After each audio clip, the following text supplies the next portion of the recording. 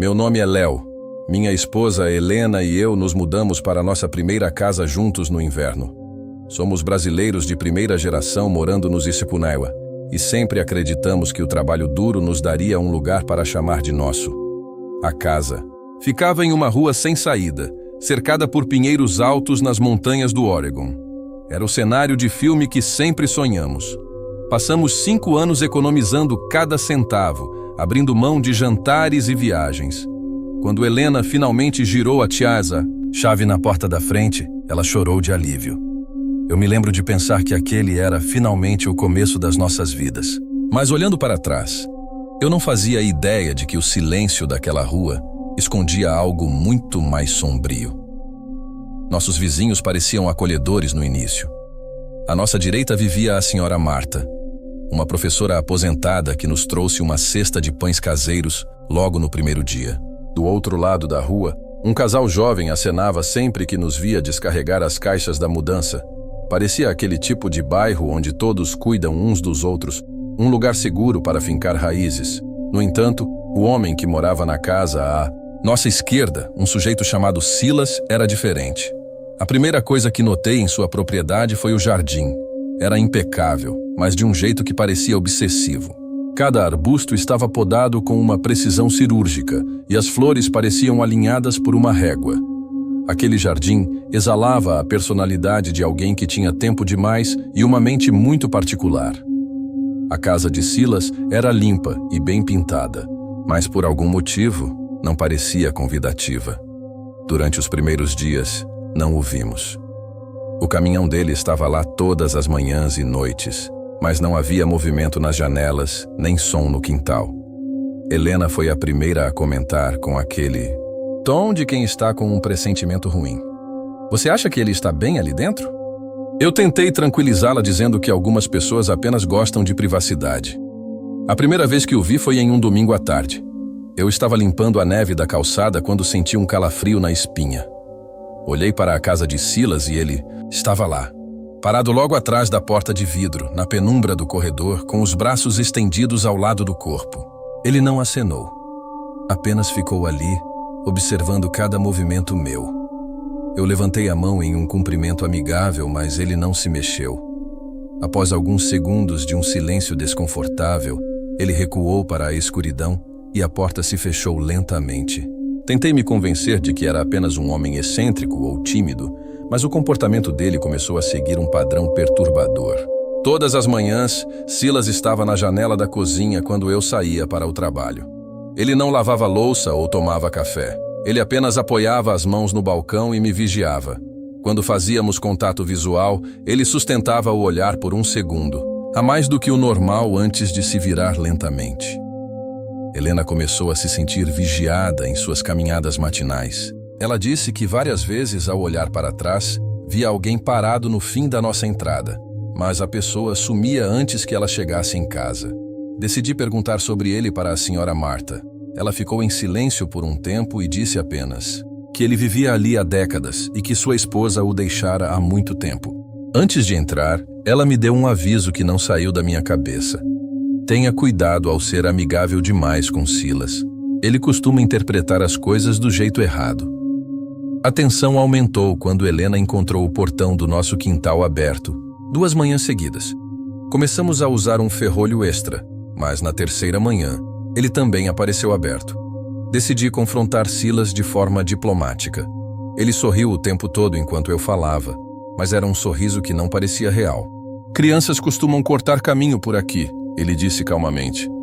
Então ele fez uma pausa e me avaliou de cima a baixo. De onde vocês são, afinal?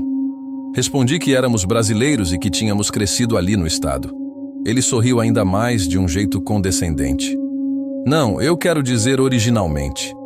De onde vem o seu povo? Aquilo me deixou sem reação. Eu respondi, Brasil, apenas para encerrar o assunto. Silas assentiu devagar e disse, longe de casa, não é? Ele entrou antes que eu pudesse retrucar. 2 dias depois, encontrei algo que fez meu sangue gelar. Uma das cadeiras do nosso terraço havia sido movida do canto do quintal, para exatamente debaixo da janela do nosso quarto. A neve estava intocada exceto por uma trilha fraca que vinha diretamente da cerca de Silas.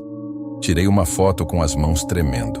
Quando mostrei para Helena, ela não disse nada por um longo tempo, apenas murmurou: Léo, eu quero câmeras, agora. Instalamos o sistema de segurança naquela mesma tarde, sentindo que nossa paz tinha acabado. Helena teve a ideia de convidá-lo para um jantar, achando que uma tentativa de paz poderia acalmar a situação. Silas aceitou. Nos primeiros minutos, ele parecia quase normal, elogiando a decoração.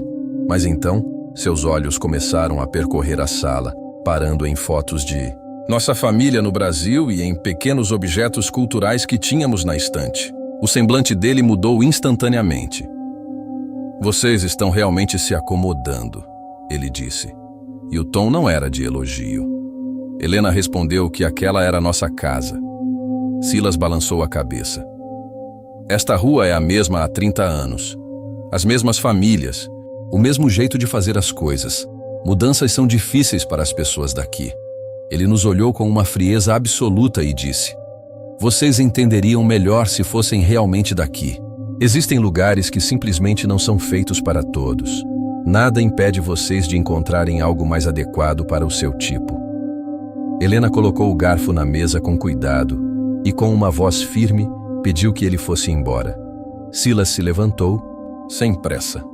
Na porta ele parou e disse suavemente: eu moro nesta rua há mais tempo do que a maioria consegue lembrar. E cada pessoa que não pertencia a este lugar acabou percebendo isso, mais cedo ou mais tarde. Ele sorriu uma última vez e a porta se fechou. Não conseguimos dormir naquela noite, apenas ouvindo os estalos da casa. Mudamos de lá em menos de 2 meses. Ainda penso em Silas e em como ele foi cuidadoso. Ele nunca fez nada concreto o suficiente para a polícia, nada que pudéssemos provar. Eu não sei por que ele colocou aquela cadeira debaixo da nossa janela, ou quantas noites ele passou nos vigiando enquanto dormíamos. O que eu sei é que algumas pessoas decidem que você não pertence a um lugar muito antes de você chegar. Elas esperam pacientemente, minando sua segurança, até que você sinta o peso do olhar delas. Saímos de lá para sobreviver, mas a sensação de ser vigiado por aquele jardim impecável é algo que eu nunca vou conseguir esquecer.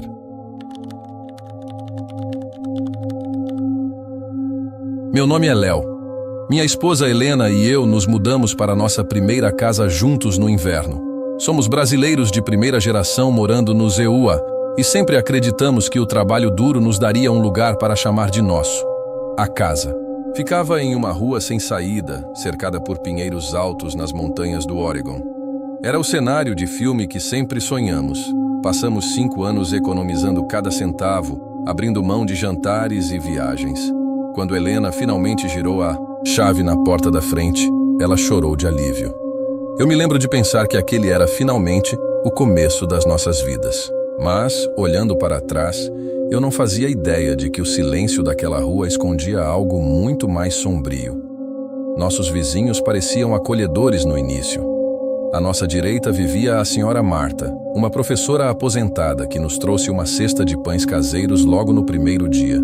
Do outro lado da rua, um casal jovem acenava sempre que nos via descarregar as caixas da mudança. Parecia aquele tipo de bairro onde todos cuidam uns dos outros, um lugar seguro para fincar raízes.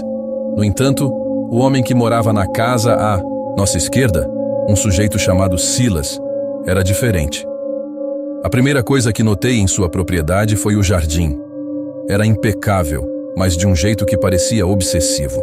Cada arbusto estava podado com uma precisão cirúrgica e as flores pareciam alinhadas por uma régua. Aquele jardim exalava a personalidade de alguém que tinha tempo demais e uma mente muito particular. A casa de Silas era limpa e bem pintada, mas por algum motivo não parecia convidativa. Durante os primeiros dias, não o vimos. O caminhão dele estava lá todas as manhãs e noites, mas não havia movimento nas janelas nem som no quintal. Helena foi a primeira a comentar com aquele tom de quem está com um pressentimento ruim. Você acha que ele está bem ali dentro? Eu tentei tranquilizá-la dizendo que algumas pessoas apenas gostam de privacidade. A primeira vez que o vi foi em um domingo à tarde. Eu estava limpando a neve da calçada quando senti um calafrio na espinha. Olhei para a casa de Silas e ele estava lá, parado logo atrás da porta de vidro, na penumbra do corredor, com os braços estendidos ao lado do corpo. Ele não acenou, apenas ficou ali, observando cada movimento meu. Eu levantei a mão em um cumprimento amigável, mas ele não se mexeu. Após alguns segundos de um silêncio desconfortável, ele recuou para a escuridão e a porta se fechou lentamente. Tentei me convencer de que era apenas um homem excêntrico ou tímido, mas o comportamento dele começou a seguir um padrão perturbador. Todas as manhãs, Silas estava na janela da cozinha quando eu saía para o trabalho. Ele não lavava louça ou tomava café. Ele apenas apoiava as mãos no balcão e me vigiava. Quando fazíamos contato visual, ele sustentava o olhar por um segundo, a mais do que o normal antes de se virar lentamente. Helena começou a se sentir vigiada em suas caminhadas matinais. Ela disse que várias vezes, ao olhar para trás, via alguém parado no fim da nossa entrada, mas a pessoa sumia antes que ela chegasse em casa. Decidi perguntar sobre ele para a senhora Marta. Ela ficou em silêncio por um tempo e disse apenas que ele vivia ali há décadas e que sua esposa o deixara há muito tempo. Antes de entrar, ela me deu um aviso que não saiu da minha cabeça. Tenha cuidado ao ser amigável demais com Silas. Ele costuma interpretar as coisas do jeito errado. A tensão aumentou quando Helena encontrou o portão do nosso quintal aberto. 2 manhãs seguidas. Começamos a usar um ferrolho extra, mas na terceira manhã, ele também apareceu aberto. Decidi confrontar Silas de forma diplomática. Ele sorriu o tempo todo enquanto eu falava, mas era um sorriso que não parecia real. Crianças costumam cortar caminho por aqui, ele disse calmamente. Então ele fez uma pausa e me avaliou de cima a baixo. De onde vocês são, afinal? Respondi que éramos brasileiros e que tínhamos crescido ali no estado. Ele sorriu ainda mais, de um jeito condescendente. Não, eu quero dizer originalmente. De onde vem o seu povo? Aquilo me deixou sem reação. Eu respondi Brasil apenas para encerrar o assunto. Silas assentiu devagar e disse, longe de casa, não é? Ele entrou antes que eu pudesse retrucar. 2 dias depois, encontrei algo que fez meu sangue gelar. Uma das cadeiras do nosso terraço havia sido movida do canto do quintal para exatamente debaixo da janela do nosso quarto. A neve estava intocada, exceto por uma trilha fraca que vinha diretamente da cerca de Silas. Tirei uma foto com as mãos tremendo. Quando mostrei para Helena, ela não disse nada por um longo tempo, apenas murmurou. Léo, eu quero câmeras. Agora. Instalamos o sistema de segurança naquela mesma tarde, sentindo que nossa paz tinha acabado. Helena teve a ideia de convidá-lo para um jantar, achando que uma tentativa de paz poderia acalmar a situação. Silas aceitou. Nos primeiros minutos, ele parecia quase normal, elogiando a decoração. Mas então, seus olhos começaram a percorrer a sala, parando em fotos de nossa família no Brasil e em pequenos objetos culturais que tínhamos na estante. O semblante dele mudou instantaneamente. Vocês estão realmente se acomodando, ele disse, e o tom não era de elogio. Helena respondeu que aquela era a nossa casa. Silas balançou a cabeça. Esta rua é a mesma há 30 anos. As mesmas famílias. O mesmo jeito de fazer as coisas. Mudanças são difíceis para as pessoas daqui. Ele nos olhou com uma frieza absoluta e disse: vocês entenderiam melhor se fossem realmente daqui. Existem lugares que simplesmente não são feitos para todos. Nada impede vocês de encontrarem algo mais adequado para o seu tipo. Helena colocou o garfo na mesa com cuidado e, com uma voz firme, pediu que ele fosse embora. Silas se levantou, sem pressa. Na porta, ele parou e disse suavemente: eu moro nesta rua há mais tempo do que a maioria consegue lembrar. E cada pessoa que não pertencia a este lugar acabou percebendo isso, mais cedo ou mais tarde. Ele sorriu uma última vez e a porta se fechou. Não conseguimos dormir naquela noite, apenas ouvindo os estalos da casa. Mudamos de lá em menos de 2 meses. Ainda penso em Silas e em como ele foi cuidadoso. Ele nunca fez nada concreto o suficiente para a polícia. Nada que pudéssemos provar. Eu não sei por que ele colocou aquela cadeira debaixo da nossa janela ou quantas noites ele passou nos vigiando enquanto dormíamos. O que eu sei é que algumas pessoas decidem que você não pertence a um lugar muito antes de você chegar. Elas esperam pacientemente, minando sua segurança até que você sinta o peso do olhar delas. Saímos de lá para sobreviver, mas a sensação de ser vigiado por aquele jardim impecável é algo que eu nunca vou conseguir esquecer.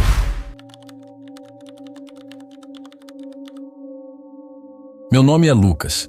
Na primavera de 2022, minha namorada Sofia e eu nos mudamos para uma casa alugada na Rua das Gardênias, um pequeno bairro residencial nos arredores de uma cidade de médio porte. Era o tipo de vizinhança onde as pessoas cortam a grama nas manhãs de sábado e acenam cordialmente das suas calçadas. A casa era um sobrado antigo, mas bem conservado, com um solário nos fundos que Sofia imediatamente escolheu para ser seu ateliê de pintura. Lembro-me dela girando naquele espaço no dia em que visitamos o lugar, rindo com os braços abertos para o sol. Eu me agarro a essa imagem agora, com todas as minhas forças, por causa de tudo o que veio depois.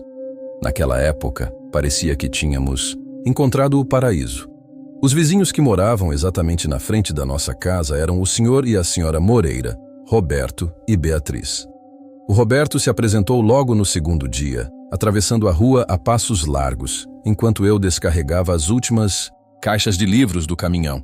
Ele tinha um sorriso largo, um aperto de mão firme, e parecia o tipo de cara que treina o time de futebol dos jovens do bairro nos finais de semana.